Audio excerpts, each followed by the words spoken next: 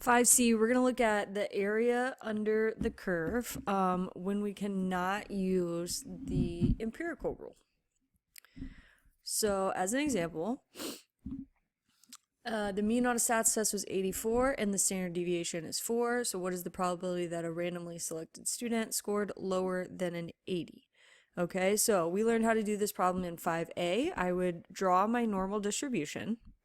And if I wanted the probability that a student scored lower than an 80, 80 is right here, and so I would add those percentages together. So that's a problem we already know how to do. Okay, now what is the probability that a randomly selected student scored lower than a 77? Okay, 77 is not a full standard deviation away from the mean, so it's like somewhere in here. And so it's not that whole 13.5, but it's some piece of it. And we need to know what piece of it is. All right, so if you remember from Algebra 2, you might have seen this guy, okay? And this is very old school. We have a table, and the table tells us exactly what percent is in each little z-score going up by 1/100th every time, all right?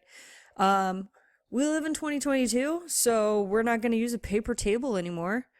We're going to use the technology that's available to us in Desmos. Okay, so here are your Desmos steps, and then I'm going to go through an example of how to do this. So we're going to click on functions on the keyboard, and we're looking for normal DIST, which stands for normal distribution.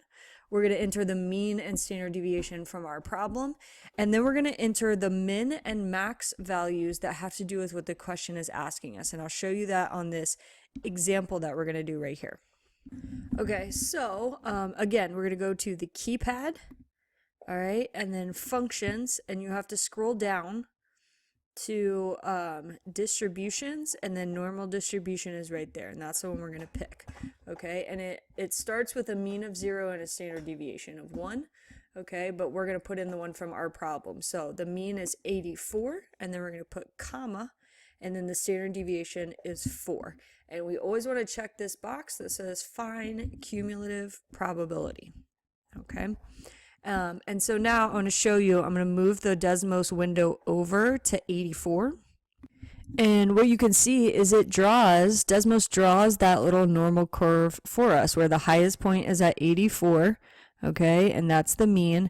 All right, and then it will calculate all the probabilities for us. So if I want to know a probability that a student scored lower than a 77, that means I need the max score to be 77.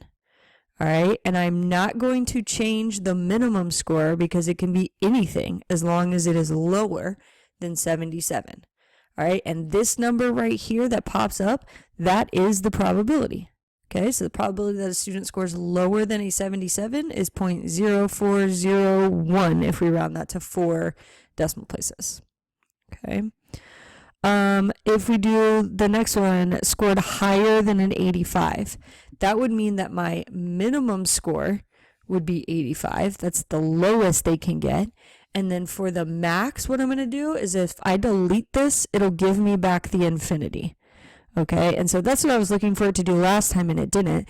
It shows you it's going from 85, all right, higher. That's the shaded in part, and the area there is 0.4013.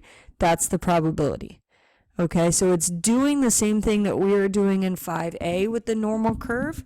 It's just able to do it when it's not right on the standard deviation, when the numbers are not exact standard deviations. Okay, and then last problem, the student scored between a 77 and a 92. All right, well, that's pretty easy. I'm going to make my min 77 and my max 92. Okay, and Desmos does the math for me, and the probability of that happening is 0.9372. We're going to round all of these answers to 4 decimal places unless a problem says otherwise. Okay, so that's it for these. It's a lot easier with Desmos than the old way that you had to do in Algebra 2 with the table. Okay, and that's it for finding these probabilities.